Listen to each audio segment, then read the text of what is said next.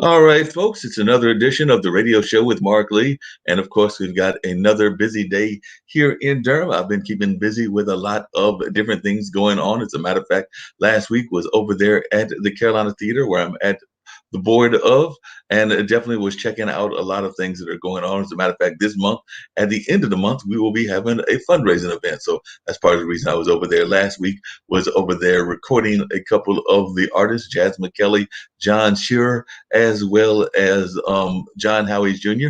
And some of y'all may remember John Howie Jr. because his music was featured in that movie Jeepers Creepers, which is actually one of those classic movies and all of that. And he lives here in the Triangle area, and I consider him a friend and all of that. So definitely it was good catching up with him and catching up with some of the staff members. And of course, we've got a new executive director, so had a chance to talk to Randy as well as talk to some other folks that were there, including the folks from Triad Studios based in Chapel Hill that are handling the video work for us. And of course, a number of folks, including our mayor, were over there giving their testimony to the reasons that they love the Carolina Theater. So that was a great event last week. Really enjoyed it. And then, of course, there was a lot of other things going on.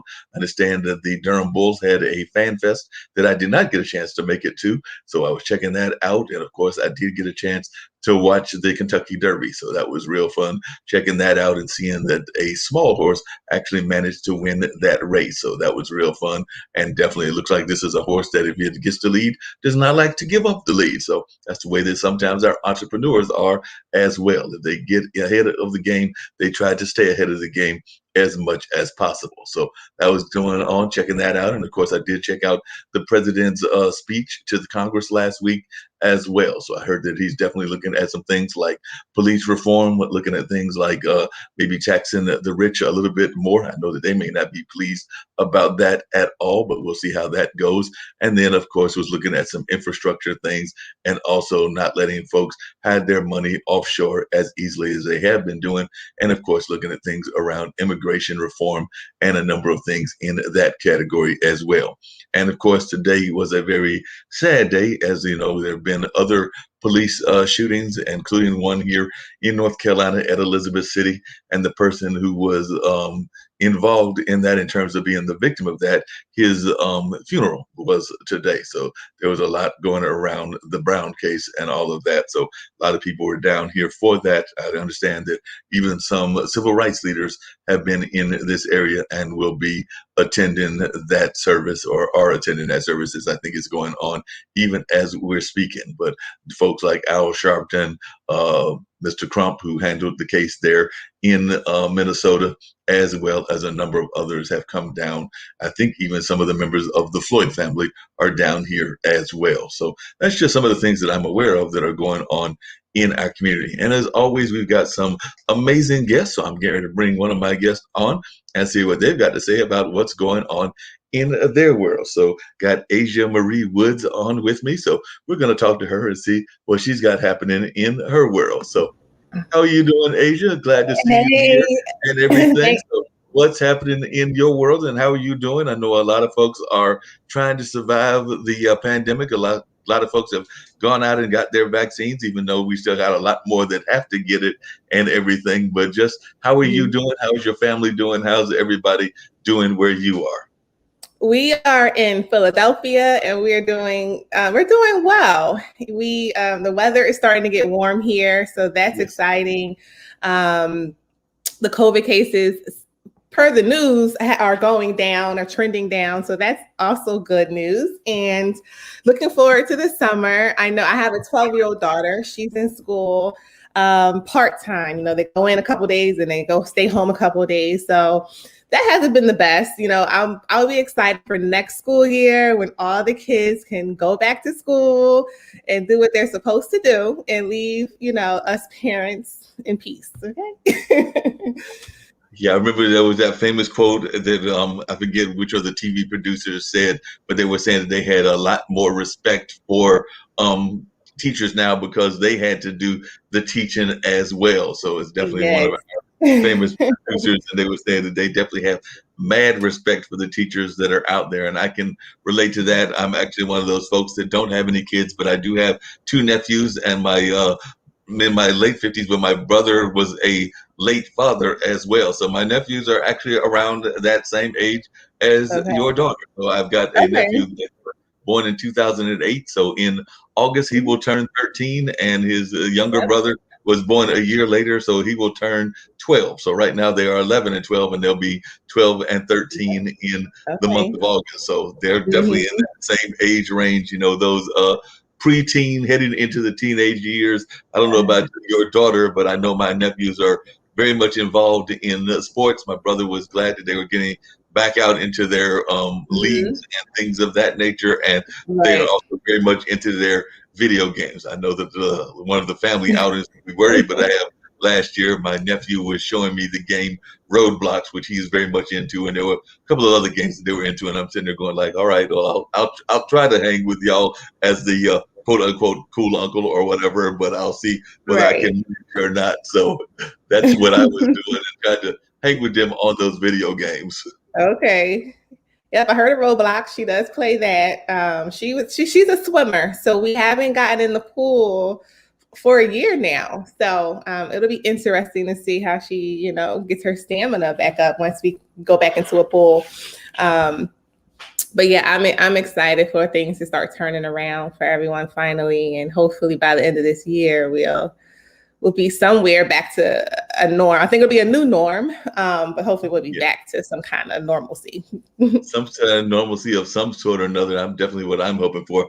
I know that on your profile, one of the things you talk about is that you work with entrepreneurs and you encourage your clients to quote unquote go big, never play Mm-hmm. small, and make sure something that I'm oftentimes fascinated by. And I'll get into this a little bit with you to make sure all their legal Okay. ducks are in a row and all of that. So I'd love to hear where some of the clients that you're working with and some of the ways that you encourage them to do that. And what I was going to say about the legal ducks in a row, and I'll just go ahead and bring it up, is I work with a lot of entertainers. I work with a lot of people in the arts, and definitely even some small business owners as well, even some restaurant owners. And I'm oftentimes fascinated by the fact that they don't have the basics. They don't Mm-hmm. oftentimes won't have a contract, won't have a business plan, won't have a number of other things that should be the very basics that you need just to run a business or just to have anything Mm-hmm. of those sorts. I know that I was one time talking to Ron Thomas, I believe is his name, and he's a friend of a friend's, and he does some business consulting out of Dubai. And he was talking about how sometimes folks will come to him wanting them to pitch a plan or sponsor or give him some funds or him give them some funds and all of that. And one of the first questions he asked them, even if they're relatives or friends of his, is that they have a business plan.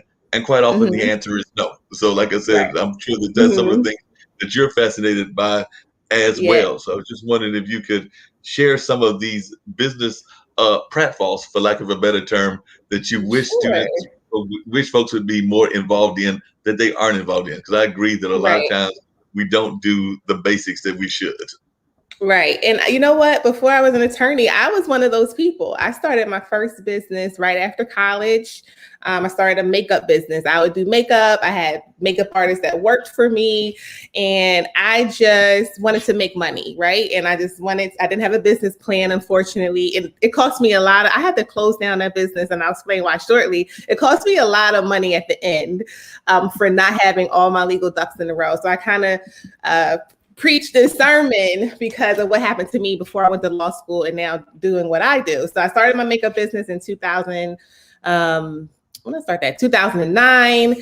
In 2011, I got an offer to franchise the business. So basically, the makeup squad, what it was called, was going to be in every major city. So every city was going to have a makeup squad that would provide makeup services in that area.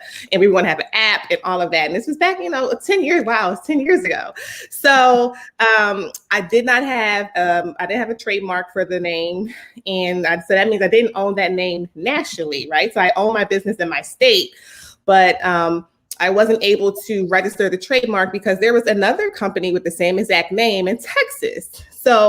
And they were using that name before me, about a year before I was. So trademark law says whoever's the first to use it, even if they don't register that trademark, they have the right to it. And when you're trying to franchise a business, your intellectual property is what's going to basically, you're basically transferring the rights to that intellectual property to your franchisees. So that franchise deal fell apart for me. in 2011, and then I went ahead and went to law school in 2012.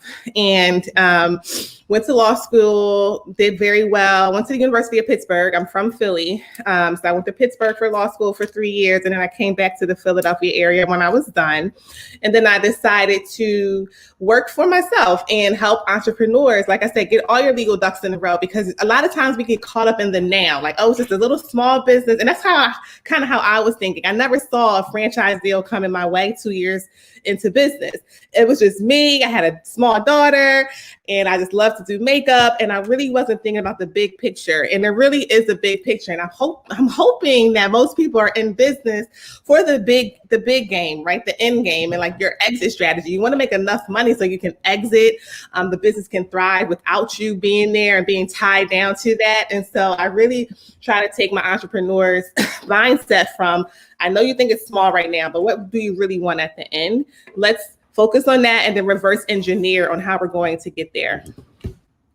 Now, that makes a lot of sense. You bring up a couple of things that I'm fascinated by and all of that. One of those is I do feel that a lot of times we don't think about generational wealth and all of that. I know that even in my own family, we have land in Halifax, North Carolina, and definitely on that land is timber and, of course, even some crops and some other things. So we do have land that is been handed down generation to generation, and hopefully it will continue. Because, as a matter of fact, I know cousins that have had relatives that have passed, like their parents and everything, and that property is now, under their guidance and everything. So it does look like it's going generation to generation. But we oftentimes don't talk about generational wealth, and we also oftentimes don't always come from entrepreneurial background. So that's one of the first questions I was going to ask you.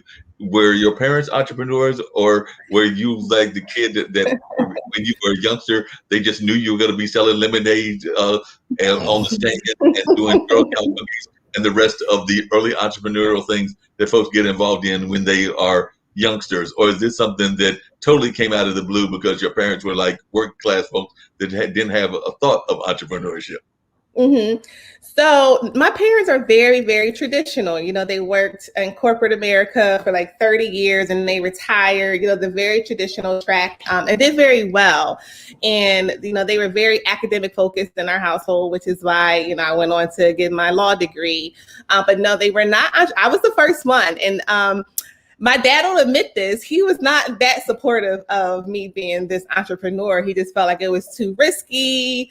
I'm a single mother, had a daughter. So he just was like, why just go get a job? Like, get your benefits, work there for 30 years and retire. He really wanted me to kind of follow that traditional path. And, I just kind of rebelled against it. And now he's totally on board. He's like my biggest supporter. So, but yeah, he definitely wasn't feeling it in the beginning. I will say that he'll come on and say it too. Understood. But it's interesting that a lot of times it seems like in this modern day era, as more and more people are pivoting, partially because of COVID, but I think it was happening even before COVID hit the stands and everything. We're seeing more and more people that are going that entrepreneurship route. They may call it the gig economy, they may call it whatever, but it does seem more and more people are going that route. And I know that even here on this particular network and everything, the international broadcast media, and we're in the process of changing that to pod TV and everything. But even here on this network, there has been conversations with our founders about how they feel that we're using 18th century values to teach in the 21st century, that we're not teaching enough about financial wellness. We're not teaching enough about entrepreneurship. We're not teaching enough about things like that. And I do agree with them, because I do feel that a lot of times we train people to go work in the corporate world. And in some ways, that's almost like going back to plantation work. And it doesn't matter whether you're white, black, brown, or whatever, it still has that plantation kind of feel to it and everything. So do you think that entrepreneurship is seeing a rebirth in your mind? I do think we're seeing a rebirth, and I think actually access has been opened up to the people who typically didn't have access to entrepreneurship, and the cost of entry has gone down in some fields. And with the internet from the 90s and now the social media boom, there's so much access and availability that you have that you're able to reach people. I think that's the biggest game changer, because Let's say 30 years ago, entrepreneurship was all about brick and mortar. You would start a business in your local area, and that would be your business. It would be very hard to reach someone if you're in Philly to get a customer from California. Well, now the game has changed. I can be in Philadelphia and get a client in California. Now I have so much access to more potential customers, clients, and so does everyone else. And so now that cost of entry is going down. Your overhead is lower because you don't have to have a brick and mortar to have a business anymore. So I really think, yeah, there is definitely a rebirth. And I think it's even like younger people are getting into it. And I wish, I did start my business right after college, but I wish even in college, I wish I would have started just a little bit earlier. Just knowing what I know now. And they don't teach you these things in school, in the traditional education system. So I do think the educational system needs a little bit of rebirth, right? Like you said, it's like antiquated theories and academic processes that are just old, and they're just not current with the times. And education is very important, but that needs a rebirth as well, just to kind of make this all come together. Yep, I definitely agree with you. And I know one of the other things that Potted, which is one of the sources I've used to get a number of my guests and everything, talks about in your bio and everything, is the fact that you're an advocate and apparently are one yourself as well for that whole concept of being a single mother. So I was wondering, what are some of the things that as a single mom, you try to advocate specifically for women? Because I do have some friends of mine that are single mothers that are in the various ages. As a matter of fact, one of my friends, Jess Everhart, is a member of our leadership community here in Durham, North Carolina, and she's actually just sending her teenage son off to college. I believe he's going to college this coming fall and everything. So, like I said, and I've got other friends that have got either kids or grandkids that are now off to college, or some that are younger, so they've got kids like you that are in grade school and all of that. But what are some of the things that you feel that you need to advocate for those single moms when you're advocating for them? Absolutely. So sometimes single motherhood can come with a stigma, and but there's so many different ways that someone can become a single mother. There's divorce, or becoming a widower. So there's so many different variations of a single mother, and my goal is to really just steer away from the negative stigma that us single mothers may put on ourselves, or the society may attach to it, and just say it is truly an asset to be a single mom. There's this saying, and I won't take credit for it, that if you want something done, give it to a single mother, because we get it done because we have to, right? We have no choice but to get it done. If we're sick, we still got to feed our kids. If we're tired, we still got to go to work. We don't have a fallback plan. So we are really, really time focused. We have we're very disciplined with our time. We're able to get things done. And I think it's such a bonus to have any single mother on any type of team, because we just come with a very wide perspective of experience and focus, and we're just able to accomplish things in a very short amount of time, because in real life, that's what happens to us. No, I definitely agree with you. And another thing that I know sometimes I'm amazed by my single mother or friends and everything, is the fact that even though it can actually be an asset, meaning that y'all have already got a lot of knowledge, a lot of not both knowledge in terms of life, knowledge in terms of just wisdom and all of that. A lot of times, guys, for whatever reasons, are intimidated by folks that are successful and also single. I've had that conversation with a number of my friends that are, that while they are single, they are also in that dating process and everything. And they are sometimes fascinated by the fact that guys will definitely seem like they're interested, but then will also give signs that they are intimidated by them as well. So is that something that you run across? And is that, how do you encourage your friends if they want to go into that? And like I said, some people are perfectly content with just the spouse level or whatever, or the significant other level. But if they decide to go into that, but they find folks intimidated, what is some of the advice that you give people? Because I have heard folks that are literally said that they get frustrated because they find folks that are intimidated by the fact that they are smart and intelligent women. So part of it is the fact that not only they're single, but they're also very smart and intelligent. Right.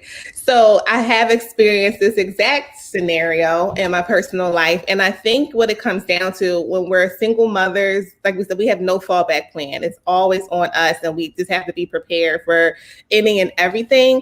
And what I think the true issue behind all of this is that we're scared to depend on someone. So it's not, I think they're threatened by the fact that we don't quote unquote need them, but we want them, right? And so I think it's just a matter of communicating that to whoever you're, talking to, is that it's not that I don't need, I've been forced not to depend on anyone, right? Because of this life that I have to live as a single mother.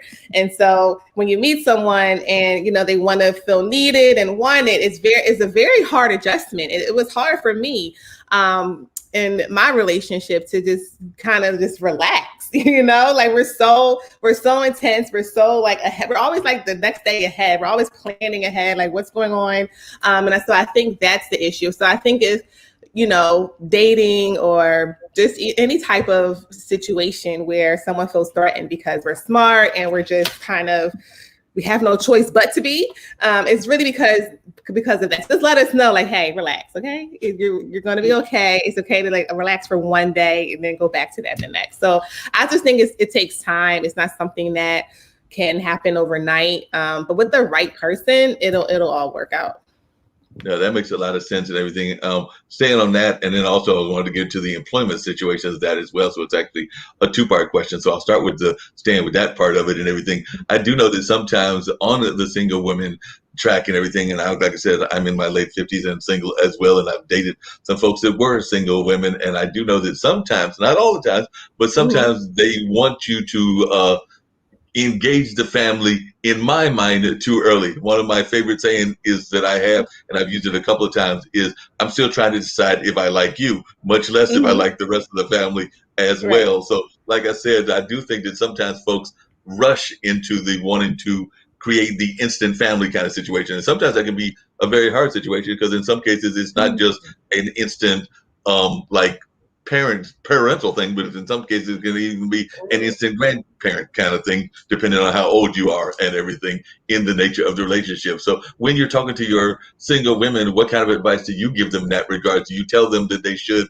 try to engage the kids early, or are you like me and you're like, make sure that you get to know these folks first and make sure that you're even comfortable with them on both sides, both the side of the person that you're talking to, be it man or woman, or the person that is in the single category? Yeah, I always tell them to look at it from the kids' perspective. So because we're adults, we know that 90% of our relationships are not going to last forever, right? So with those, and I used to be I was a finance major in college, so math is my thing. So with that type of probability, I would not, introduce the children until you feel like they may be in that 10% category. And there's no way to really tell, right? So we're not going to get it perfect every time.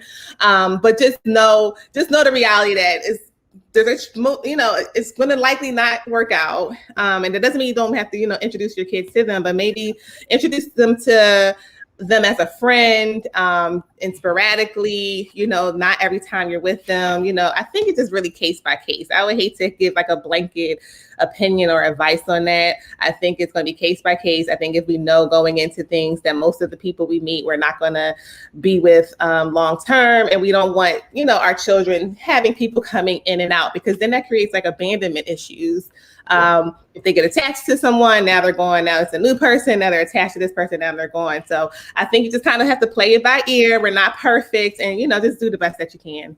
But I do agree, like, I don't know about meeting the whole family early on. I think that's a bit much, because at the end of the day, you have to like the person, right? The families don't matter because they're not going to be there during the bad times or even all the good times. So it's really about the two people, the two adults that are, trying to get to know each other, and then, bring the kids in slowly, very, very slowly.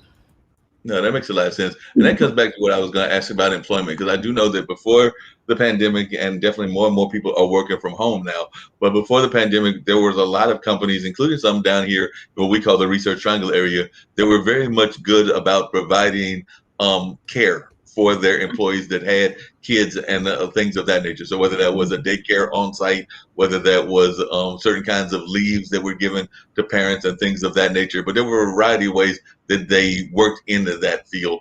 and everything, and tried to make sure that the kids were part of the employment situation for some kind of ways, and it, it didn't discourage people from the workforce. Is that something that you still feel is prevalent, and is it something that should be prevalent? I feel like childcare is always it's a big issue, not just for single mothers, it's for parents in general. It's expensive. Right. That kind of would led me to be my own practitioner. Is that I wanted the flexibility, and I hated the guilt that came with having to take off of work because I need to go to be there for my child, and the employer not really understanding that, or they understand because they have children too, but they don't want to hear it because dollars are dollars, right? And businesses are in business to make money, and all of that stuff. And I totally get it from owning a business myself. But we got to get back to just being human, and at the end of the day, that's what we all are. And these companies will continue to thrive whether you're there or not. So, I try not to comment on corporate America and employment because I have a very different perspective. I didn't fall for I had to go get a job after college. I did get a job after college. But then, in 2010, I went full time as an entrepreneur. So I've pretty much been an entrepreneur since 2010, minus, my law school years. And it's been the best experience. Yeah, it's hard. Like, I do not glorify entrepreneurship. I'm sorry to kind of go off track with your question, but I just want to mention this. Like, entrepreneurship is wonderful. It's needed, but we also need people to work for us, right? So I think, I don't want people to get caught up in like entrepreneurship is like the only way or to make money or the new way. Like my parents were in corporate America for 30 years, did very well. They live an amazing life now. They're retired. So it's not the only way. And you truly just have to want to do it. It's very, very hard, but very rewarding. So I just, when I do talk to people who are trying to get into it, I don't sell them the bells and whistles. I really say, listen, what you're going to do when 1 month, you don't make any money in your business, are you going to give up? Are you going to try to pivot and figure out why? And the pandemic really taught us a lesson, some of my clients didn't make money for months and didn't know what to do or should they shut down. And some tough decisions had to be made. And so I think, that goes back to kind of being prepared very early on in your business before catastrophes happen like this, to kind of have a plan in place. So sorry to go off track, but I just wanted to. No, you're doing good. And you're actually bringing up some good points that are actually giving me some thoughts about even some of the questions and everything. One of the things that I definitely agree with you with entrepreneurship and all of that, but one of the things that I sometimes think folks are not prepared is not having a certain amount of money in the bank and things of that nature. And I do know that a lot of times folks will be like, do I need to have, if I'm coming out of corporate America, do I need to have, say, 2 checks worth of money, or maybe even 6 months worth of money in the bank before I launch into this entrepreneurship venture and all of that? So what are your thoughts when you're talking to your clients? Or do you think that they need to have, even before the pandemic, like to have maybe 6 months worth of money? Because I do know some folks that literally, they wanted to start their entrepreneurship idea while working a 9 to 5 or while working a series of part-times. And in some cases they've done quite well while doing that. And then they may decide, look, I'm ready to go full tilt for what I want to do in terms of the entrepreneurship. But say I've only got enough, and they say that we're all probably about 1 or 2 paychecks away from poverty anyway, the vast majority of society. So what is your advice in terms of how much capital should they have, for lack of a better term, before in your mind folks should start an entrepreneurship business?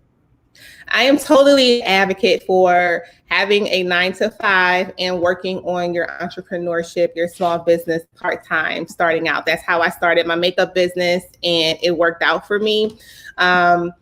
I'm a little conservative when it comes to savings because I'm a single mother. So I don't have like a spouse that could kind of carry me if things get a little rough. So I had to have like about a year of savings before I felt comfortable doing the things that I wanted to do, just because, I wanted to make sure, my daughter would be covered. Like I could miss a couple meals a day.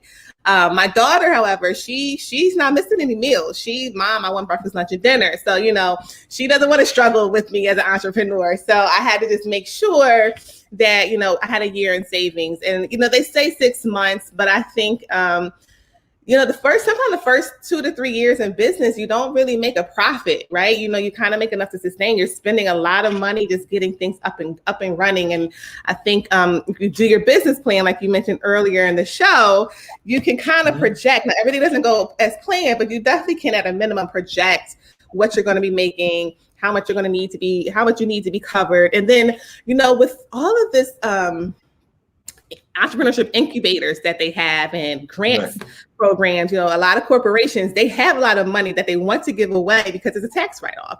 So I really, really encourage entrepreneurs to go after those programs. They don't get enough applicants. So there's a lot of, even if your local government, your business chambers where you are located, they have programs, grants, there's money available to you if you really just take some time to go get it. And, using other people's money, using a loan or a bank isn't a bad idea at all. If if you're smart and you are serious and you're going to use the money the right way. No, I definitely agree with you on that. I'm actually a big fan of and Riot, which is one of the groups here in North Carolina, does it. There are other groups that do them as well, but I'm actually a big fan of pitch contests because I think a lot of times folks can actually pitch their ideas and get an idea of even whether the business is viable, or because the judges and other folks will let you know, and sometimes they'll let you know in no uncertain terms whether it's viable or not. So I'm definitely a big fan of those pitch contests, and that's just one of the kind of funds that you're talking about that are out there and that are available. What are some of the other ways that you would encourage folks to do? Because I do think that sometimes we get too caught up in what I call, and I know what you said about your dad and everything, but we do get caught up in the friend and family plan, meaning that that's where we're trying to get our funds from. And a lot of times they've got their own concerns, they've got their own issues, they've got their own things, and we can't always depend on them. It might have worked for Robert Townsend in his movie, but it doesn't work for everybody. Right. So I think delayed gratification is kind of the name of the game in the beginning. So it's, you have to cut back. So for me, out of law school, I didn't go get the high-rise apartment for me and my daughter. We scaled down so that I could build, my dream over here. And now we're okay. We're fine. So, it's a lot of sacrifice, a lot of delayed gratification, and it's worth the reward. So I think if you go in knowing that there's light at the end of the tunnel, but just kind of dive in and do the work and know your numbers. At the end of the day, business is all numbers. And I think that's where a lot of people get into trouble. They don't know their numbers and they're not tracking what's coming in and what's going out. They're kind of living day by day. Things are afloat, things are okay. And then something happens and they realize they have no cash flow, no emergency fund, because they really just were kind of going day by day. And I'll admit, when I had my makeup business, that's 100% how I was doing it. Money with everybody wants their makeup done on Saturday. So Saturday, Friday, cash is coming in. We're busy. Wedding season is busy. Money's going out, and you don't really realize, okay, I don't have enough money to maybe open a new location that I wanted to open, or really invest the money. Like once you make the money, now you have to make more money instead of having to put your time in to make that money. So I really think exchanging time for money initially is okay, but eventually you want to get to a point where the money you're making is now being invested in making money somewhere else where you don't have to physically show up and be there. There's a lot of wear and tear on our bodies working, all day, every day. You say you work like 6-7 days a week. That's a lot of wear and tear. So it'd be nice to have, the money we earn now. Okay, what are we going to do with this earned money? We're going to put it in investments, whether it's real estate, the stock market, let it, grow for us and kind of shift our mindset from just having to be like the worker in the business and becoming the more visionary operational person to help that business grow and thrive. And maybe one day you'll sell it or just retire. Yeah, because I sometimes think that we sacrifice too much as entrepreneurs, just our basic day-to-day necessities. So I'm very much about wellness and in terms of like health, in terms of diet, in terms of a number of other things as well. But sometimes we Mhm. get so caught up in the entrepreneurship spirit that we let things go and all of that. As a matter of fact, I know that I'm about a week and a half, 2 weeks behind a Mhm. hair appointment on Wednesday, because I've definitely let the beard go into like that whole Santa Claus kind of space and everything that I don't necessarily enjoy and all of that. But I do think that we sometimes get away from the things that we need to be concerned about because we're so focused on what's going Mhm. on the entrepreneurship spirit and all of that. Right. So what are some of the other things that you give in terms of advice to the entrepreneurs that you talk to? Because I'm sure that there are a lot of them that are asking you for various advices and things of that nature. So what are some of the things that you encourage them to do? Do you encourage them to take some time out for their not just for their family time if they are single moms, but if they are Mhm. just entrepreneurs that are like maybe young men and young women that don't even have kids yet, coming out of college and everything, but they want to spend time, maybe going jogging, going to the gym, or just well, we can't really go to plays and concerts the way that we used to, but that's coming back Right. now. Going to things like that or going to the park. But what are some of the things that you try to encourage your entrepreneurs to do in that space of wellness? Wellness. So, absolutely. If you have children, I would recommend just getting your children involved with you when you're exercising or taking a break. Sleep is so important. I know Mhm. if you're like a 9 to 5er and you're an entrepreneur, you might be sleep deprived, but to kind of be at your best performance, you need some sleep. So, I would really just dedicate, at least 6 to 7 hours a night of sleep, being active with your children. Definitely make the time out. I didn't realize that I needed rest days or vacation or just a break from the feast and famine of entrepreneurship until I went to law school. So after law school, you have to study for the bar exam. It's 12 weeks of studying for the bar exam. And when you study, it's 7 days a week. And they tell you only study for 8 hours a day. At the end of those 8 hours, do not open the book. Don't go home and go look at it and fall asleep with the book in your hand. They really say your brain can only really maximize 8 hours a day. And after that, it's not really functioning at its highest self. So, and when you're studying for the bar exam, you want to give it your all. You're willing to do all-nighters. You think you're going to do 12 hours a day, and that's really not the best way to do it. So I stuck with that plan. I did 8 hours a day of studying, and then the rest of the day, I would go to the gym. I would take a walk. I would just do some mindless activity to just kind of recharge. And that's when I realized that it's not about working 12, 16 hours a day. Yes, there's going to be some very long days in there.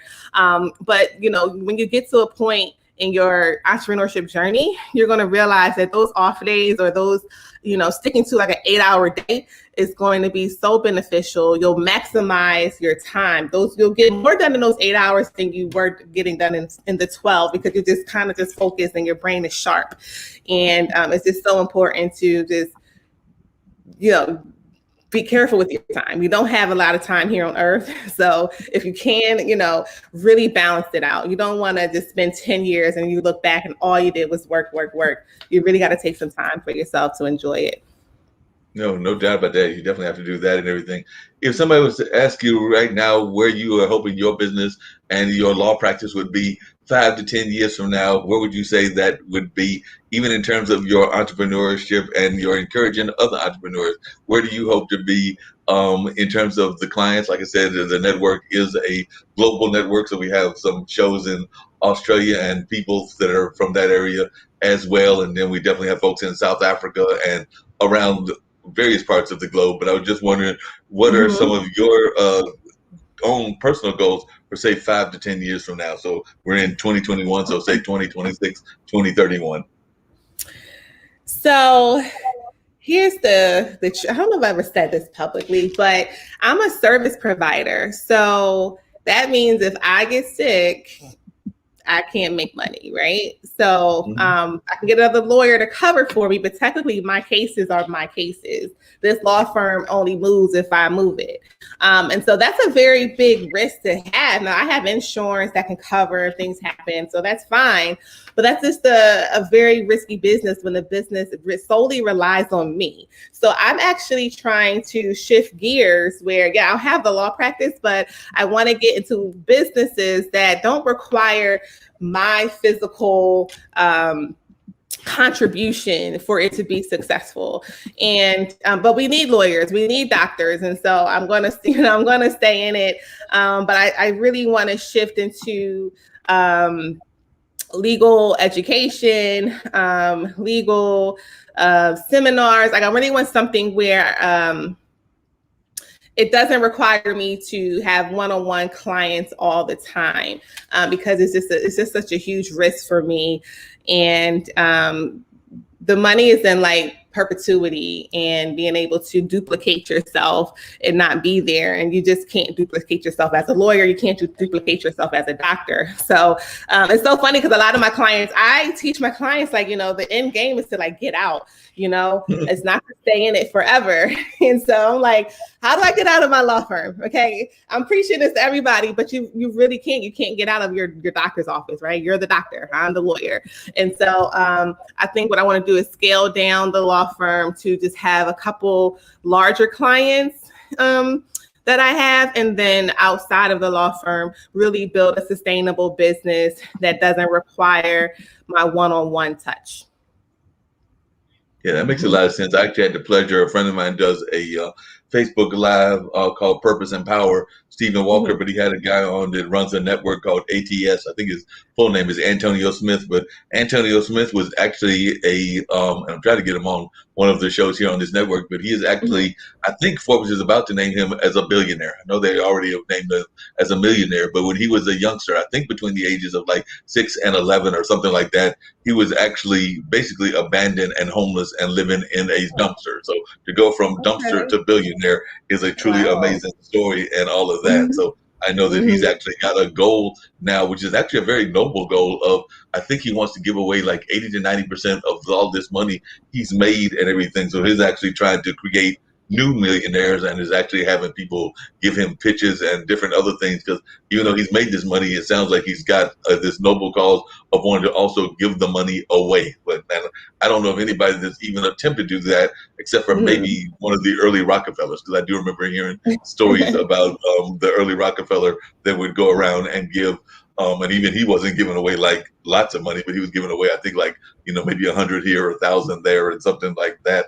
And I remember hearing those kind of folk tales and all of that. So definitely he might be somebody that would be worth connecting with and all of that. That was my reason of bringing him up and everything. So definitely I have to try to find a way to connect y'all and together. And like I said, I know that they do the whole ATS thing. I think it's a call that's I want to say it's every day, Monday through Friday, and it's like 9 in the morning or something like that. So I'll get in touch with Stephen and see what the link is to that and how they're doing that. But I agree that that's just something that we need to have more of.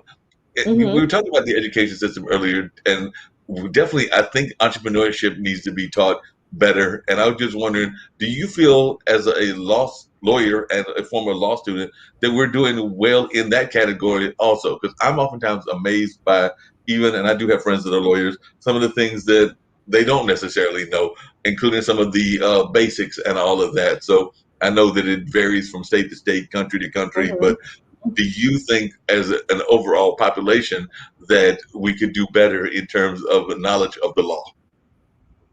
Absolutely. The problem, well, not the problem, but the legal system is very reactionary. It's very little, I would say it's 90% reactionary, 10% they're going to be proactive about some law, right? So something's going to happen and now they're going to put some law into place to stop it from happening.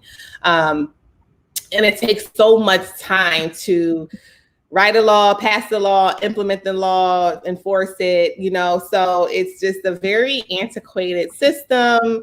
And then, as citizens, if you break a law, if you don't even know it's a law that you're breaking, you're still responsible, right? So it's like they don't teach you in school what the rules are, what the crimes are. And for the general part, you kind of know, right? But there's some crimes out there that you may not know that you could be committing, and you're guilty because not knowing is not a defense.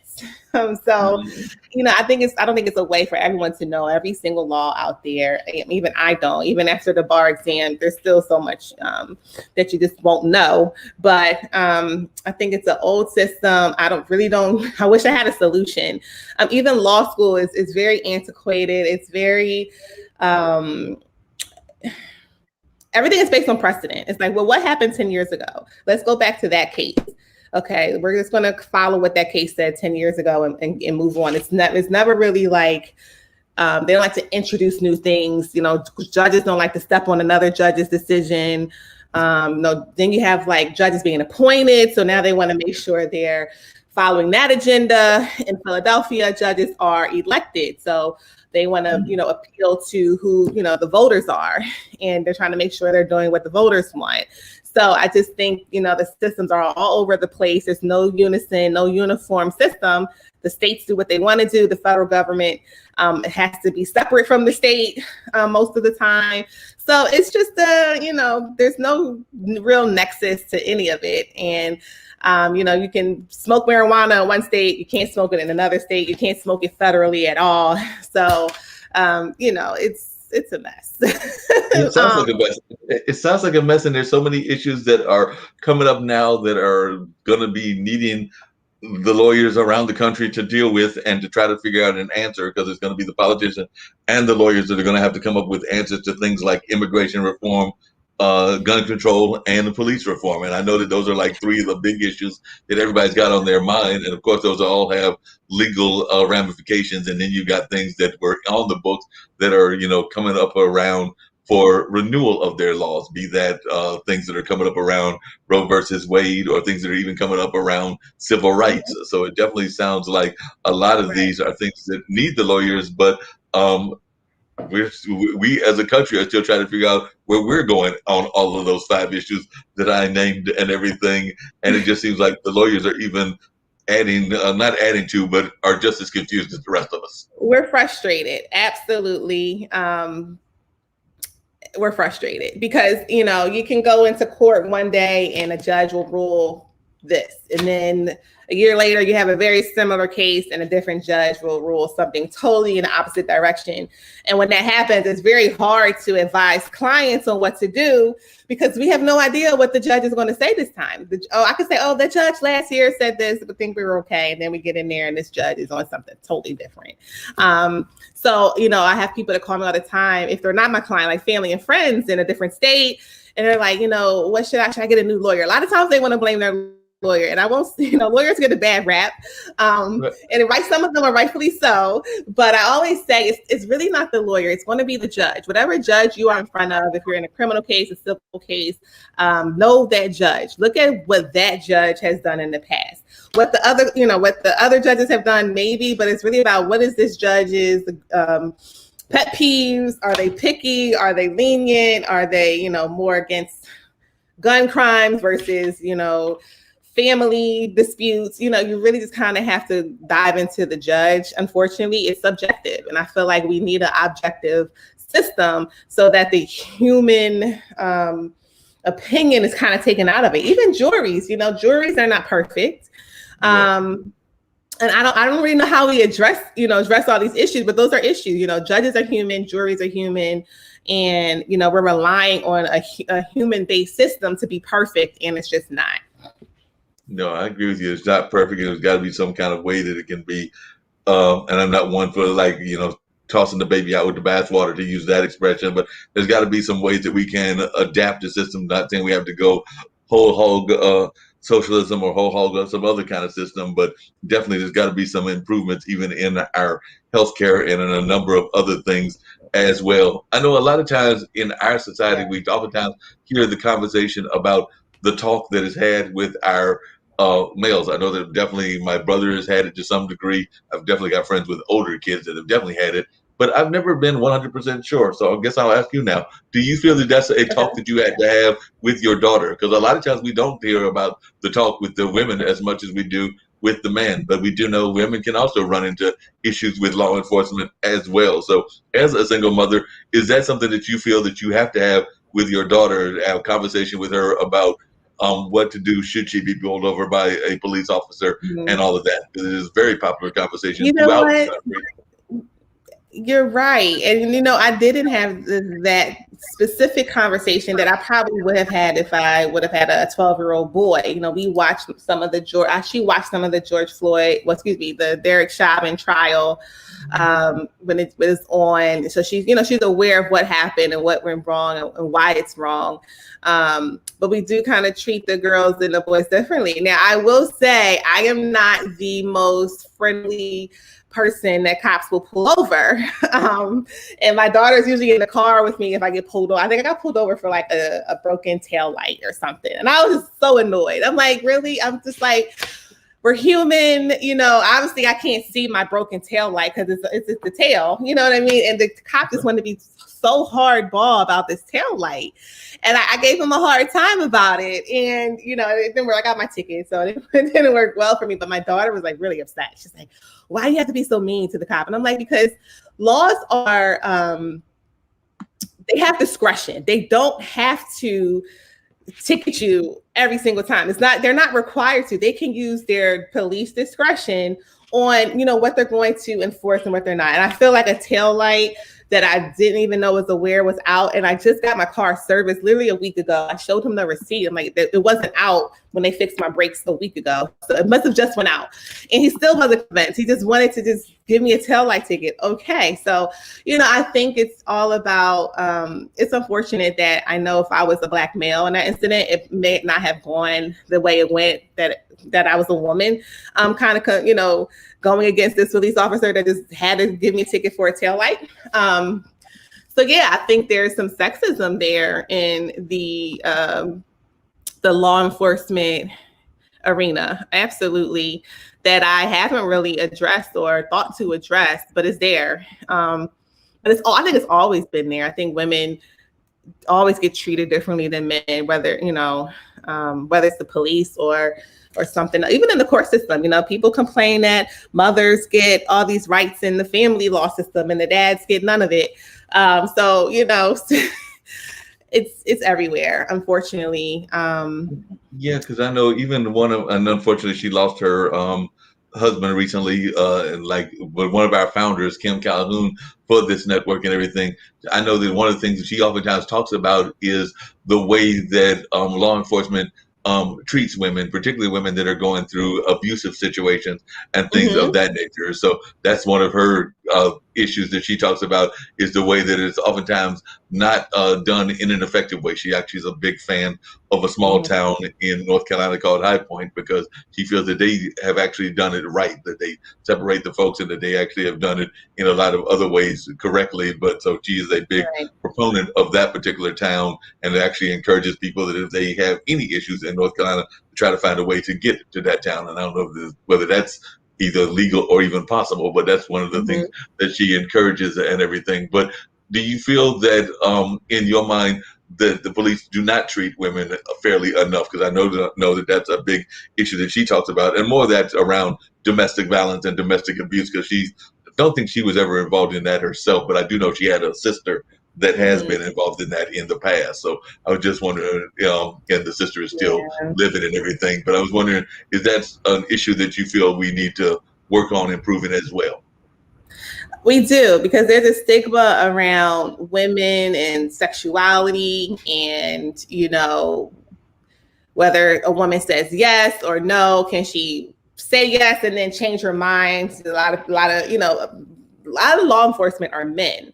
And so if these are men using their discretion, right? Because remember I said they have discretion. So they're using their discretion not to kind of take some of these claims seriously.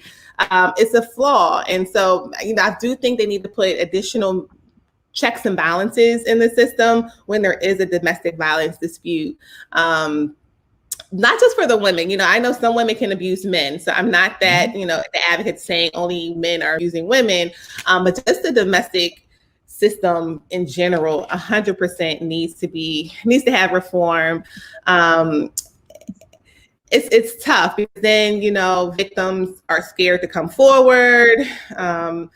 When you have they call heat of passion crimes, when love is involved, they call them in the heat of passion, you do something, right? I don't know if you ever watched the show Snapped, where these women in the heat of passion, they snap and either kill someone or they make a really big mistake in their life. It's a real thing. And on the flip side of it, you have women who become, deceased from domestic violence, where they've had made complaints after complaint after complaint. Nothing was followed up on, nothing was ensured, that this predator didn't come near the victim, and then she ends up dead months later. So it's a tough system. I wish we had the answers to it. It's just really tough when law enforcement has discretion to do it, and then even the prosecutor side, because prosecutors can only go after a predator if the witness comes forward. There's no other evidence usually. There's usually no camera evidence. It's going to be physical evidence, and then it's all he say, she say. Well, he did this to me, and he's going to say no, he didn't. And so now, we have a case totally based on hearsay, and it's very tough to prosecute or defend a case like that. Yeah, no doubt about that and everything. I know that at one point, Philadelphia definitely had kind of an activism spirit and everything. I definitely know that your mayor back in the day, some people thought he was an activist and everything. And definitely there was the whole move activities that was going on up there, and some of the MOVE people are still in prison and everything. But I was wondering, in your mind, does they still have that kind of activism spirit and everything? Because I do remember definitely in the 80s and 90s hearing about MOVE and hearing about the activism spirit of Philadelphia, which of course is historical because definitely being one of the founding areas and everything, Ben Franklin and the rest of the gang were very much activists. But I was just wondering, do you feel that activism spirit, particularly in the African American community, is still there, or has it gone dormant to some degree? I think there's activism, but there's also a very big disconnect between law enforcement and the African American community. And it's not funny you said that, but where the MOVE bombing happened, for those of you who aren't familiar, in Philadelphia, there was this organization called MOVE back in the 80s or 90s. The Philadelphia police, government, whoever they were, they bombed the houses of these MOVE organizers, and children died, adults died, and for a while, that street was just demolished. But recently, there are brand new, expensive homes that have been developed on this land, and it's caused a lot of not controversy, but just a lot of questions about how the city kind of handled the MOVE organization and how they still handle it. They're still trying to free, I can't think of his name, but he was one of the MOVE organizers and is in prison for allegedly killing a police officer. And but they, I won't say Jabbar is the last name, but I know exactly what you're talking about. And so, yes, they're definitely still advocating for him, and they're definitely disappointed that this new development of expensive housing in that community has come out of this situation. And then even recently, I read an article, I want to say last week, where the University of Pennsylvania used some of the remains of the MOVE organizers that died in that fire. They were using it in their education and using it to teach their students. And they just found this out, and they have now decided that they will return the remains to the family members.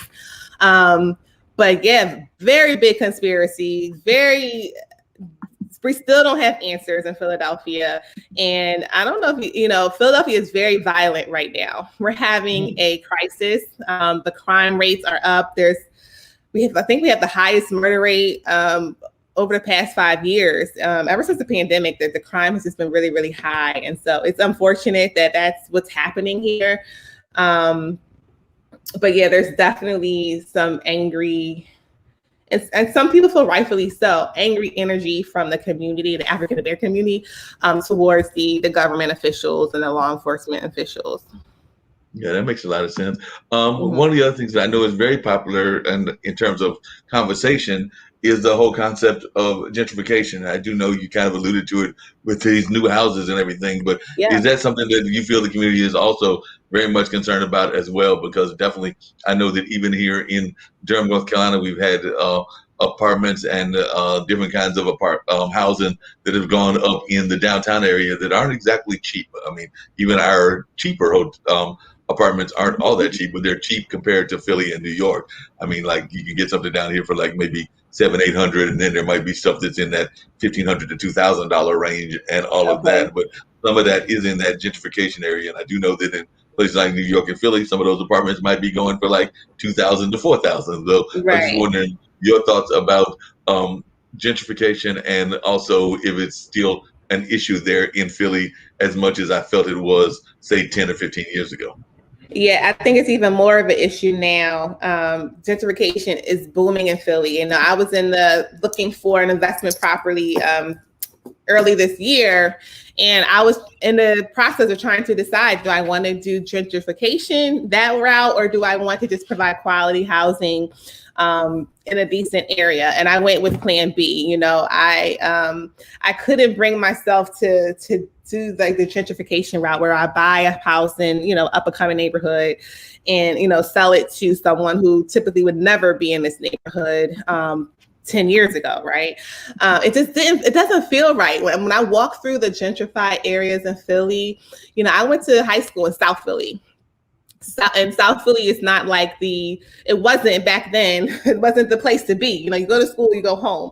Now it's, there's $1 million homes across the street from my high school. And I think it's, I don't know, it kind of makes me sad. And then when I was doing my research on the properties I wanted to buy on a certain street, I realized in South Philly, 80% of the houses are owned by LLCs or like out-of-state investors. So the people that are investing on the street never lived here, don't ever plan to live here, probably never actually seen the actual house.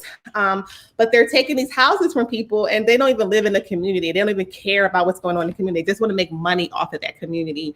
So I think it's very, very sad. I wish there was something in place that could protect, the integrity of the neighborhoods, where maybe at least 50% have to be resident occupied, versus where 80% of the block is owned by LLCs in New York. And then I would have been the only person, the local landlord on that block. So I didn't go that route. I actually bought a duplex in a more stable neighborhood that's not being gentrified, but was safe. Because my whole idea is I want to provide housing for hopefully single mothers. I don't discriminate, but if I would 100% offer, housing to a single mother who might be denied housing somewhere else. No, that makes a lot of sense. I know that definitely one of the other things that I'm a big proponent of, and when he was at the Clippers, he definitely was very active in making his thoughts put out there and everything, is activists that are also in the athletic space. And I actually went to school way back in the 80s with Doc Rivers, who is the current coach of the 76ers and everything. But I just wondering your thoughts about folks that use their platform, be they entertainers, be they lawyers, be they folks in the athletic field, in order to speak out on issues. Because like I said, I know definitely Doc came out on a couple of issues, as did a couple of other players. I think Ben Simmons even came out on some issues as well. But I was just wondering your thoughts about athletes, coaches, and entertainers, and I would even argue lawyers and doctors using their platform in order to speak on issues. What are your thoughts on that? Right. I like the quote, if you stand for nothing, you'll fall for anything. So I truly believe that, people should be allowed to have an opinion, even if it's not the majority opinion on an issue. For people who have larger platforms like athletes and celebrities, that's a slippery slope, because their business is them, right? So their opinions can affect their business after all. So sometimes that's more of a business decision that they have to make than it is a personal one. But I think they should, strategically decide which issues they're going to voice their opinion on. And then there may be some they shouldn't, just simply because it's a business at the end of the day. And they want to kind of protect the brand of what they're developing. But I totally agree that they should use their platform to what they believe in. And then on the flip side, just kind of pick and choose which battles you're going to, fight. Yeah, that makes a lot of sense and everything. And along those same lines, I'm assuming that as a longtime Philly person that you are a 76ers fan and not a Knicks fan. But I could be wrong, because I do know that correct, folks but I'm will more call. of a football girl, so I'm an Eagles fan. So definitely an Eagles fan, but we'll root for the 76ers and possibly whatever that hockey team is that also does well that I know is also up there? The Flyers, I The think it is. Flyers. Right. The Flyers. Yep. And then I don't think Philadelphia has a baseball team. I know We do, Pittsburgh the does, but I Phillies. can't think. That's right, the Phillies. What am I thinking about? The one with that mascot and everything. I should remember that mascot. What was I thinking Yep. about in that regard? But you're saying that in terms of your sports, you're more of a football person, not so much basketball, baseball, hockey, or whatever else is out in that sports Right. kind of category. And I will not hold it against you. Probably that one of your teams that is in there in that Philly area also goes against my alma mater, which is also Doc Rivers' alma mater as well, because Marquette does have to go up there and play Villanova and a couple of those other schools that are I know based there in Oh, you went to Philadelphia that are Marquette? part of the Big East. Okay. So we will That's not hold funny. that against you and everything. What are some of the other things when you talk to entrepreneurs that shock you that they don't know? Because I'm oftentimes shocked at the things, and we've talked about some of them that entrepreneurs don't know that I feel they should know. But what are some of the things personally that you are, when you're talking to your entrepreneurs, you really wish that they knew more about? Sure. What don't they know? I do a lot in the intellectual property trademark space. So I'm going to say they're like me when I started out. I thought having a business, an LLC, I thought that name, once I created it, I thought it was mine. And that's not true because you can start an LLC in Pennsylvania it's called a Big Mama LLC here in Pennsylvania. Well, there could already be a Big Mama LLC in New Jersey, and that's totally legal because the states are independent of each other. So New Jersey is not going to check to see if there's some in Pennsylvania with this business name. So you're finding your state, but what happens is when you're ready to expand your business, like what happened with me, I found out Big Mama was already used in these other states, and now I can't do anything nationally, right? I can't franchise it. I can't, build a location in that other state because there's someone else in that state already using the name. And so I think when you're coming up with a business name, if especially when in a type of business where it can go beyond your local footprint and you do want to expand nationally or even virtually, because now, in the virtual space, you have access to not just the US, but almost the whole entire world. So you really have to come up with a name that is unique enough that it hasn't been used. And people think, it's 2021. So every name that could have been thought of has probably been thought of. And sometimes, yes. But, there's some tricks and tools to the trade that I, advise my clients on where we do come up with names that are unique enough where they can get their trademark and they are the only one in the US that has this name. That's the big key there. How important do you think it is for a business to be trademarked in their individual states, just in general? Because I know a lot of people that have businesses, particularly in the, I'd say, in the beauty field, in the entertainment field, in the music field, and a number of other fields. But basically, it's they're the ones that came up with the name. They may have a business card in that name. They may have a number of other things in that name, but they haven't necessarily registered it with the state. So they are technically not necessarily a legal business in that state. And a lot of folks I know definitely on the college level do that on a regular basis. So I'm just wondering how important do you think it is to actually go ahead and spend that money? And I know that it's not always cheap in order to have your name registered in your Secretary of State and some of the other departments that handle that. Right. So tax evasion is real. And even though the IRS is slow, they're very sharp. So I would, if you're making money, I always try to tell people to report it. But, you can also start a business as a sole proprietor, which basically means, I'm Asia and I do makeup and my name is Makeup by Asia. And I can start doing business like that. And then on my taxes, I would file a Schedule C that just says, I'm a sole proprietor under my social security number. I don't have an EIN or LLC. I'm just a sole proprietor that does makeup. I made $40,000 doing makeup and I'm reporting it on my taxes. And that's really, at a minimum, what you should be doing if you don't have an entity like an LLC, a corporation, or a partnership. Just go ahead and file, declare yourself a sole proprietor under your personal social security number and just, disclose to the IRS how much money you make and actually get tax benefits for for doing that. So for those people who are doing it kind of like under the table, I get it. But if you're paying taxes and you're doing something under the table, put that under the table money on your taxes, because it's gonna reduce some of your tax liability, especially if you're like a W-2 employee at the same time. W-2 employees get taxed, I won't say higher, because there's a lot of variables there, but you can offset the taxes you owe on your W-2 if you write off things as an entrepreneur, either sole proprietor, LLC, or so forth. Yeah, because I know a lot of folks, and I mentioned that at the beginning, were doing that whole gig economy kind of stuff. And I think technically speaking, all of that's supposed to, come from the corporate side of, say, a DoorDash or a, what does my friend drive, Lyft or Uh-huh. Grubhub or Uber and all of that. But sometimes some of them feel like doing it, on their own side as well. So what is your advice on that? Because I do know that a lot of times I was always under the impression that even though they get frustrated with it, and I think that's why some of them decided to do it on their own, that it's Mm-hmm. supposed to be done by those gig economy businesses. Be like I said, be that You're Uber saying, or Dave, Grubhub. are you saying that the corporations aren't taking the taxes out?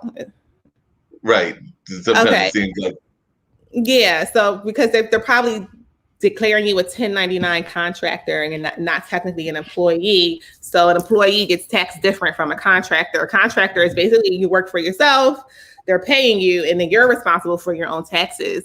And if you don't file them, that corporation has the duty to let the IRS know, hey, I gave Asia, $10,000 this year to drive Uber.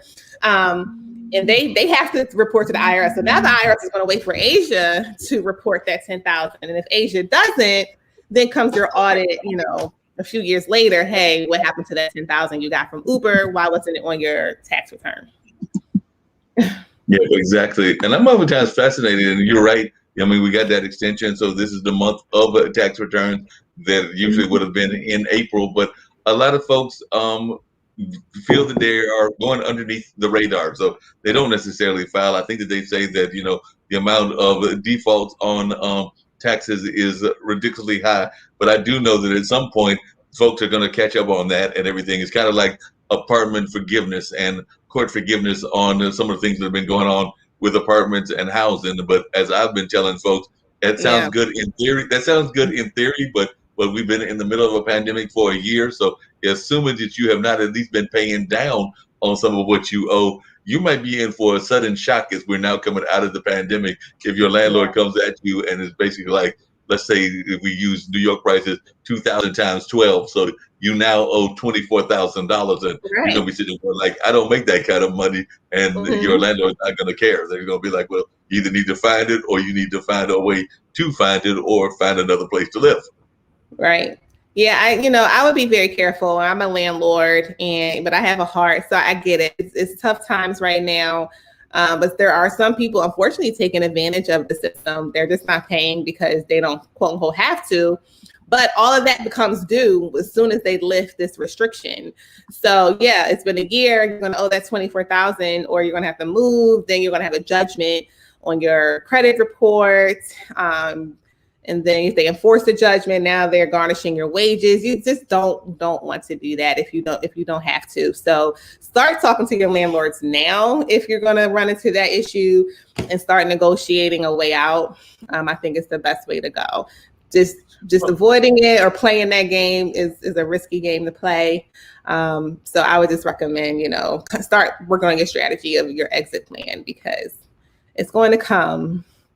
And Yeah, no, I definitely agree with you. From a legal standpoint, what do you think to folks that are thinking about like their credit reports and thinking, well, I don't really need to worry about that, or they've got bad credit or bad credit reports, and therefore they are like pretty much giving up on not ever having a good credit report. So, from a legal standpoint, how important do you think it is to have those good credit reports, and what are some of the legal ways that folks can go about improving their credit reports? Because I do know a lot of times that is a major issue, not just for young folks in their 20s and 30s, but I would even argue some folks in their 50s, 60s, and 70s.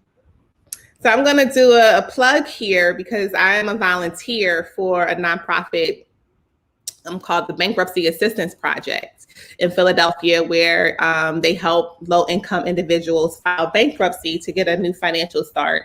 And you get a free attorney, and I'm one of them that you would have assigned to your bankruptcy case to basically represent you in bankruptcy court.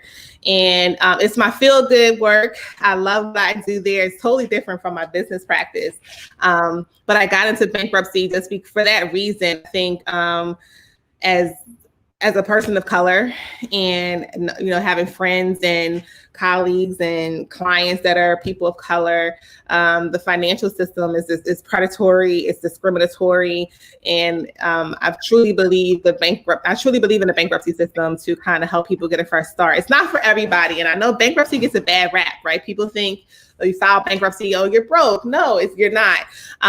It just means your debts are too high for the current income that you're bringing in. So we want to kind of get rid of that debt. And, when you get a credit card, for instance, you might have had a job and you thought you could pay it off. And then now you don't have a job and now you cannot pay it off. Circumstances change. And so a lot of times medical bills put people into bankruptcy. Divorces put people in things that you just don't expect happen and cause people to have financial issues, credit issues. And so I do think bankruptcy is a tool. It's one of the laws. Now I always say the legal field is reactionary, and they did create bankruptcy in reaction to some depression that we had. But bankruptcy is one of the laws that is here to help us, I feel like, versus like not helping us. Like bankruptcy is the only law that says, hey, you can borrow all this money and then don't have to pay it back. And that's very rare that the government is allowing you not to pay back money. Usually they want everyone to get their money back. So as long as you're not, fraudulently getting money. But yeah, if you're human, you take out debt and if something happens, you cannot pay it back and now your credit is shot.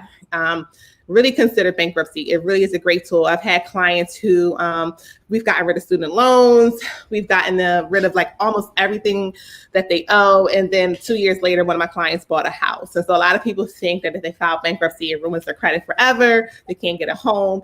And that's completely inaccurate. You definitely can start over and get to the other side of things financially. So for those people who have bad credit,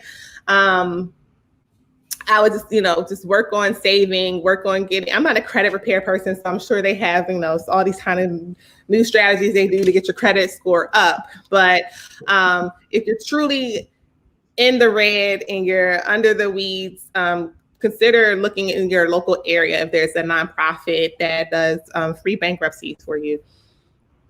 Yeah, that makes a lot of sense, and definitely some good advice there and everything, and definitely even the ways that you were talking about. A lot of times folks that and I've had friends that have gone through divorce, they feel that the divorce is kind of what has driven them through bankruptcy and everything. And that actually had me thinking, as I was talking earlier at the beginning, about the horse race and everything, because I did watch that, the Kentucky Derby, and that was actually basically a divorce clearance sale, the horse that won and everything, because as I understand the story, the original price sold for that winning horse, I think that the people that bought it now bought it for like $30,000, which is still cheap in horse prices, but the original price of the original horse sale was $1,000. So, and it was a woman that was getting divorced, and they were basically selling everything on their farm because they lived in a rural area and all of that. So I'm sure that she's probably kicking herself right now, going like, I cannot believe that after I divorced the man and decided to sell everything, I sold that horse. And I think that they only got one bid. I think that they said they only got one bid, and that one bid then sold it to the people that ran the horse and won the Kentucky Derby for probably like millions, if not more than that kind of money and everything. But it was sold originally for $1,000. So like I said, I'm sure she is probably somewhere kicking herself left and right, going like, that if I had known this, I would have been making a lot more money. Was the horse Medina Spirit? I saw one of the races. Yeah, Medina Spirit. Okay. But I saw the very end of it when that horse won. So I was at where we at, dinner? Yeah, I think at dinner. So yeah, I've always wanted to go to the Kentucky Derby. I haven't made it there yet. Maybe I'll make it there one of these days.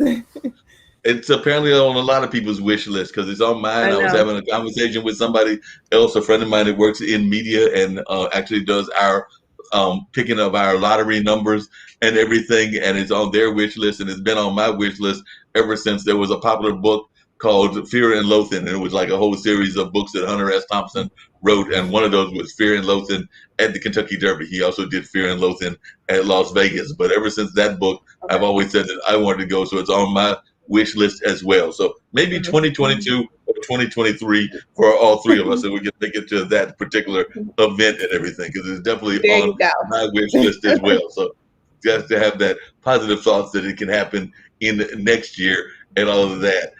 Um, Right.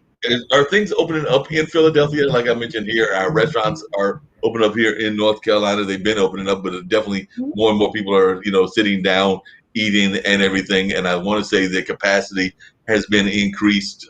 We just did an event for the minor league baseball team, and that was at a, I want to say, much smaller capacity than usual, but there were people allowed in and all of that. But how are things going in Philadelphia in terms of, are you seeing more opening up society?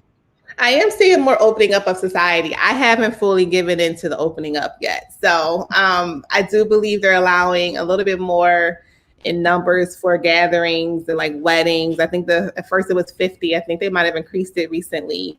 And of course, there's still social distancing. But I went to the mall the other day, and there's really no true way to social distance in a public space, right? You're going to walk by someone, so there's no 6 feet in between the pass, right? But you want to stay 6 feet apart, vertically.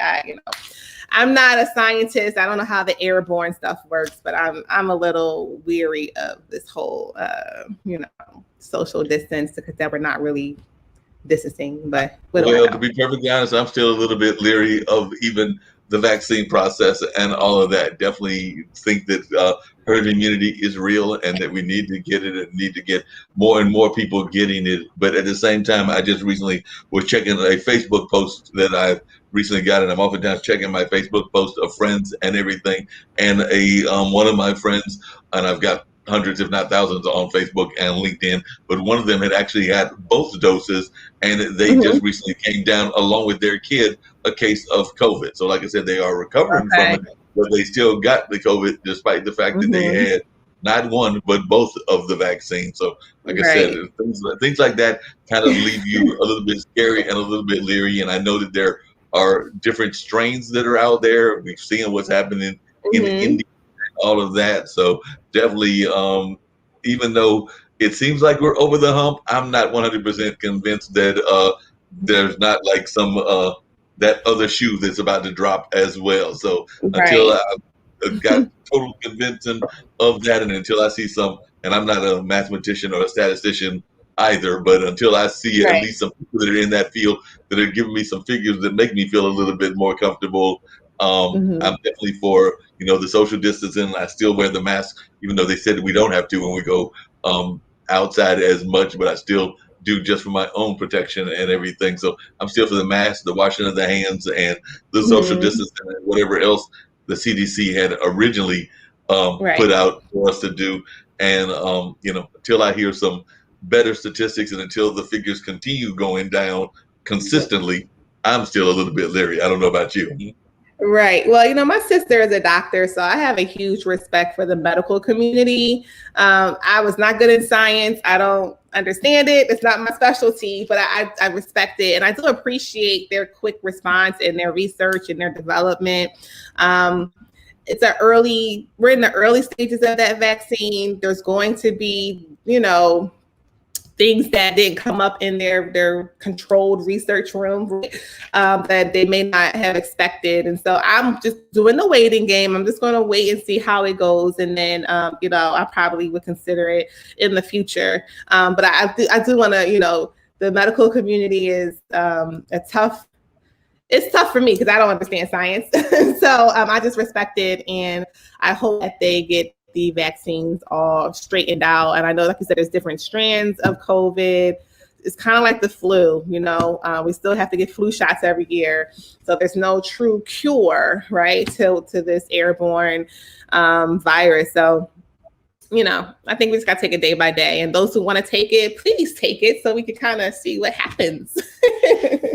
No, I agree with you on that. All the data. I want them to gather all the data and then, show me all the data, and then, I'll go from there. No, I agree with you. Show the data, make sure that it's going to be safe and all of that, because I definitely wanted to be safe. And I can relate to having something that is your Achilles heel. I did not do that bad in science, even though that wasn't my strong suit. It definitely did well in English and things of that nature. My Right. Achilles heel was actually foreign language, because foreign language kicked my backside, still kicks my backside to this day and Mhm. everything. So although I may have some friends from different cultures and definitely enjoy talking to them, I know that both French and Spanish, which is kind of the go-tos when you were in grade school back in the day, they both kicked my backside. So I can relate to having something that is your Achilles heel in academics. So that was Right. mine and probably still is. Yep, So we science is definitely, mine. I get it so honestly. you get it, honestly. You said your sister was a doctor, and of course you did the lawyer field, and your parents were corporate and everything. Were they surprised as much as you said they were with your entrepreneurship and lawyers as they were with your doctor going into medicine, or did they encourage her to go into medicine? Because it sounds like they were definitely trying to make sure that your and I don't know if that's your only sibling, but it sounds like the two of y'all were encouraged at a very young age to achieve and to succeed. Right. We were definitely encouraged to achieve. That was like their only requirement as kids: do good in school. Nothing else really mattered. But my sister's undergrad was in finance, and she was working at a accounting firm doing very well. And then she wanted to go to medical school. Well, medical school, you have to have science courses from undergrad. She didn't have any of that. She had all business courses. So my parents were like, you're going to have to go back to get all these science courses and then take the MCAT. And they supported it, but they were just surprised that she was willing to go back to school to get the courses she needed, then to apply. So she had a delayed start because of that. But no, they were 100% behind her. Being a doctor, I feel, is much harder than being a lawyer. They take a lot of board exams. I had that one bar exam. She had a lot of board exams to take throughout her medical career. So that's why I have so much respect for all the doctors out there.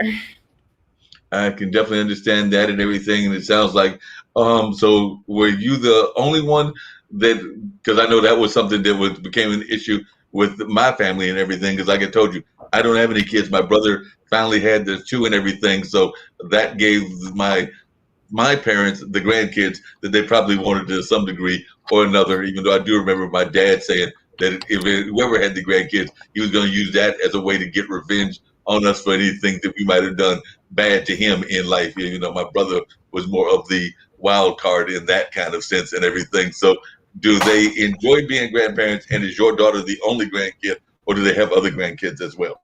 Oh no, so I also have a brother who's about, don't quote me on this, maybe 11 years older than me. And he has 4 children. I have one. And then my sister has twin boys. So they've So got my, plenty of. my parents have 7 grandkids between the 3 of us. So they're doing pretty good in that grandkid category. They're sitting there going like, nope, don't need any more of those. We got 7. That's more than enough at a family They outing and think the all of more that. the merrier. So who knows? They're But like, yeah, whatever comes our way, we would just go with it and all of they'll that. go with it. Absolutely. Kids are fun. I like kids. I think they bring hope to this world of like madness. That's when you're an adult, you get kind of caught up in the adult things of life. And, kids kind of just bring that fresh perspective that we may not have been. Like my daughter, every week is something new with her. I'm like, what are you talking about? What is this? Like when I was Well, your age, we didn't have these things. So, Well, it's interesting you say that, because that actually brings up something that I brought up on this show as well as some of the other shows here on this network a few times, which is that one of my best friends, Zach, who does a show and is very much into funk music. He's originally from, I think, New York City area and everything, but he's been down here with his now separated wife, and they had 2 kids as well. And he may have had some other kids from a previous relationship. Matter of fact, I know he had other kids from a previous relationship. But that being said, oftentimes when we're talking, and he does a couple of funk shows, one on his own network and one on this network. But when we're talking, and we've also got friends with kids as well that are in that teen years, we're actually, and even the millennials, like those in their 20s, and I guess even some in their early 30s, but definitely between the teens to the late 20s, we're actually finding a lot of that community is very much activist oriented. So they are definitely one of the most activist oriented and most tolerant generations that I have seen. And I would say that as a positive. I see that as a positive. But I was wondering, Mhm. do you see that with your daughter's friends? Because I'm seeing that a lot of these kids do not really care about, I mean, they're proud of their race, whatever their race is, but they don't care about racial differences. They really don't care about sexual orientation differences, and they really don't Mhm. care about a lot of other things. But they are very much, adamant about the environment, adamant about climate change, adamant about a lot of positive issues.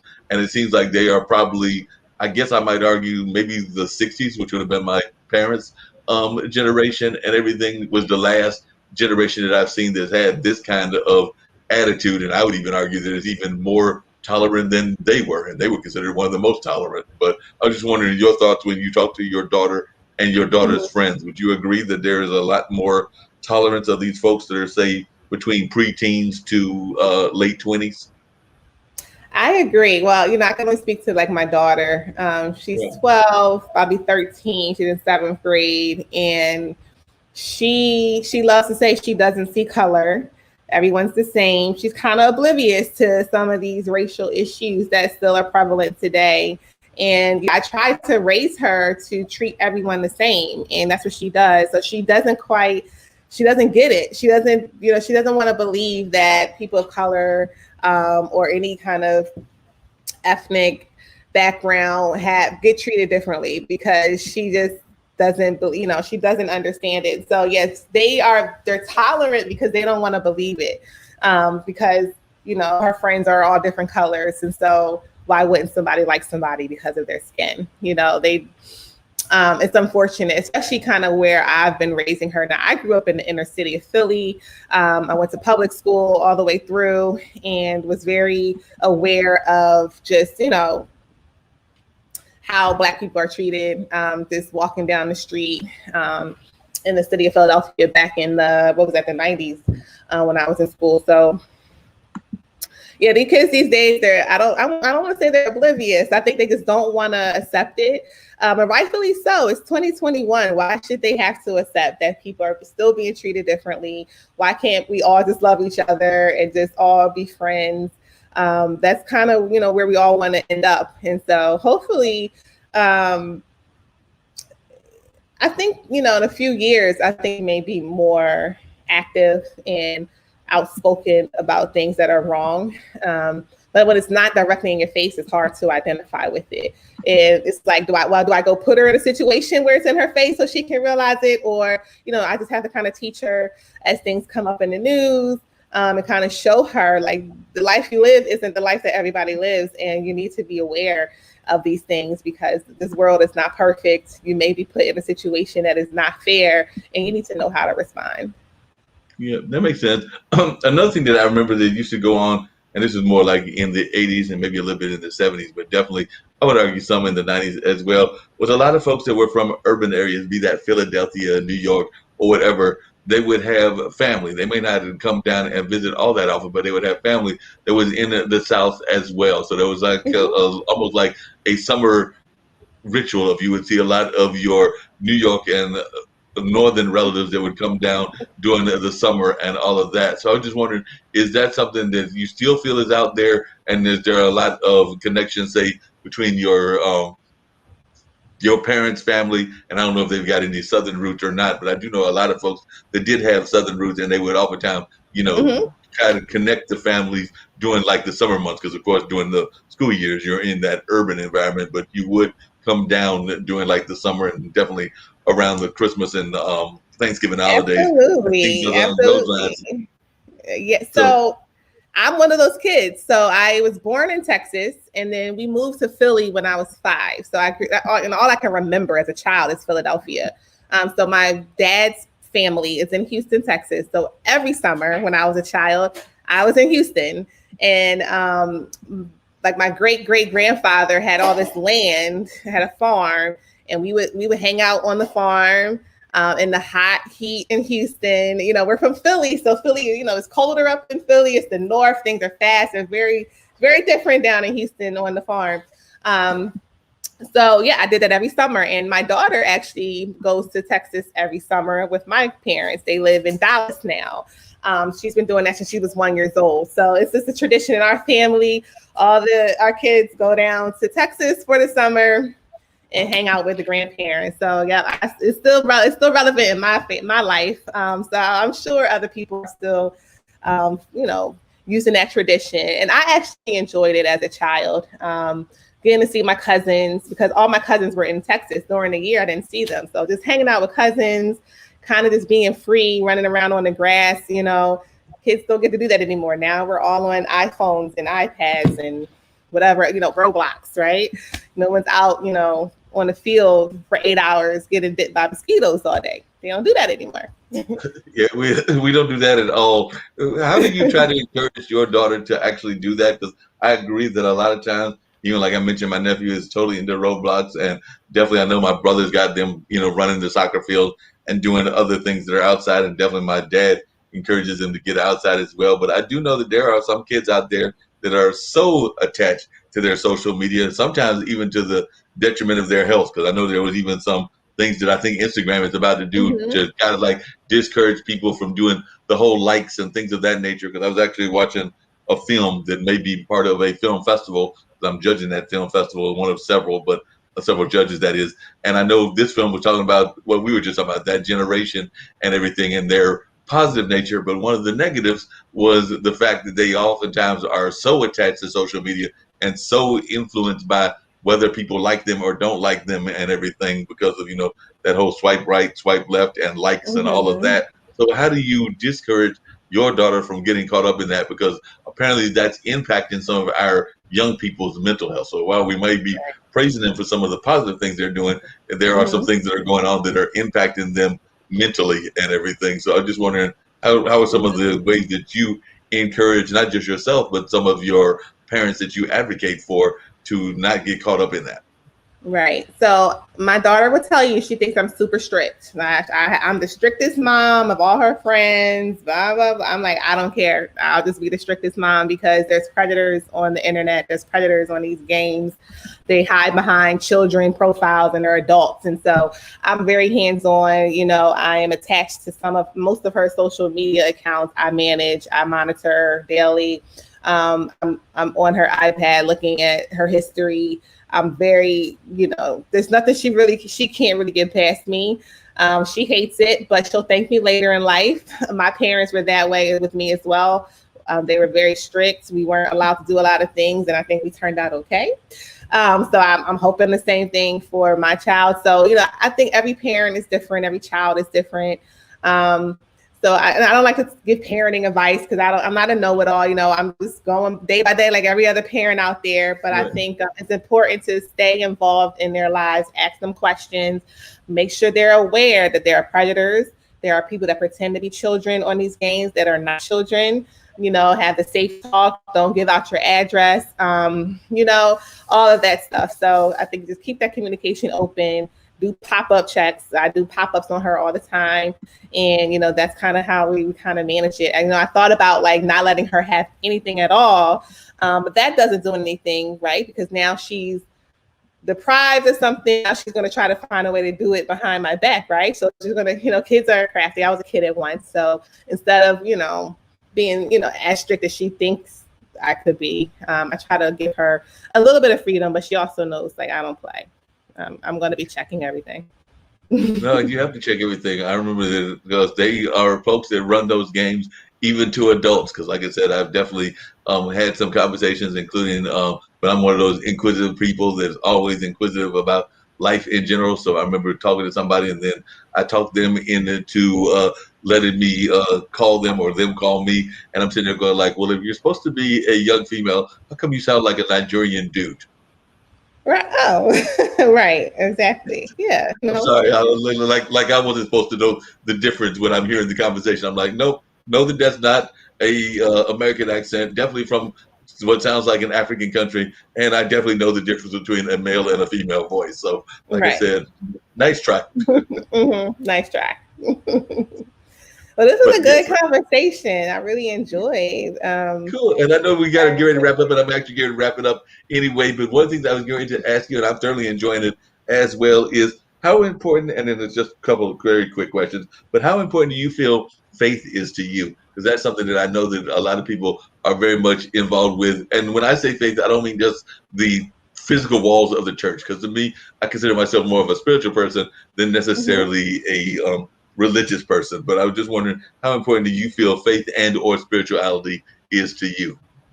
It's very important to me. I grew up in a church. I have my own church now. I love gospel music. I'm a single mother because Kayla's, my daughter's father, was incarcerated for 4 years when she was born. And I feel like my faith is the only thing that kind of got me through that situation. And because all I really had was myself and a baby. So I just kind of had to figure it out and kind of just rely on faith and kind of do the work. I think as I got older, I realized you just can't pray and just have faith. You got to kind of put some work behind it. And so it's very important to me. It's an active part of my life. And I feel like it's the reason why I've had the success that I have had is just because I have faith, I believe, and I try to just be a good person. At the end of the day, I just try to be good to people. No, that makes a lot of sense. And one of the things, and that was how I was going to wrap everything up, that we try to get everybody to do on the show and everything is to give any words of wisdom or any words of encouragement that you've not shared so far, and also let folks know how they can reach you should they want to get in touch with you, either for your advocacy work, your legal work, and all of that. And if there are any specific types of law that you feel you are better at than others. So, one, how do they can reach you? But then we always ask our guests to share their words of wisdom, their words of encouragement, not just to us here in the United States, but to those around the world, because it is a global network. So, like I said, we do have folks that are Mhm. watching from Australia, from New Zealand, from Europe, from Asia, from Africa, from a number of places around the globe. So, definitely any words of encouragement that you can share, as many people are going through hard times, and apparently we're suffering from multiple pandemics, because folks would argue that Mhm. what's going on in our race relations is a pandemic. Folks would argue that what's going on in our climate is a pandemic. And definitely we know that we're in the middle of the COVID pandemic. So there are several pandemics in my mind, and that's just three of them that came right off the Mhm. top of my head. I'm sure I could think of two or three other ones. But any words of encouragement that you can give to folks in general, and also how they can reach you? Sure. The words of encouragement I would like to, end off with, I think, is that um, live with integrity, or live your life with integrity. And when I say, and what integrity means to me is that anything I do, whether it's work related, personal, related, I'm going to do it with integrity. So that way, if I make a mistake, if I something goes wrong that I didn't expect, at the end of the day, I did it with integrity, and people can still trust me and my character, and know that I mean what I say, or I say what I mean, and everything that I do is backed with integrity. So I know it's a hard time. I know we talked about earlier in the show about, paying rent. Some people cannot pay rent. It's totally understandable, but have integrity behind it, right? Don't just say, oh, I don't have to pay rent. Let me take advantage of the system, right? Because then now no one's going to trust you. So, just try to just live a life of integrity. And I think everything will end up working out for you, and whatever, goals you have in life. And then you can always reach me. I like to just send people to my Instagram, because then they can just find my website there. So on Instagram, I am the lawyer next door. You can just go to that tag and you can see my website, kind of see what I'm all about. You can just catch me on Instagram.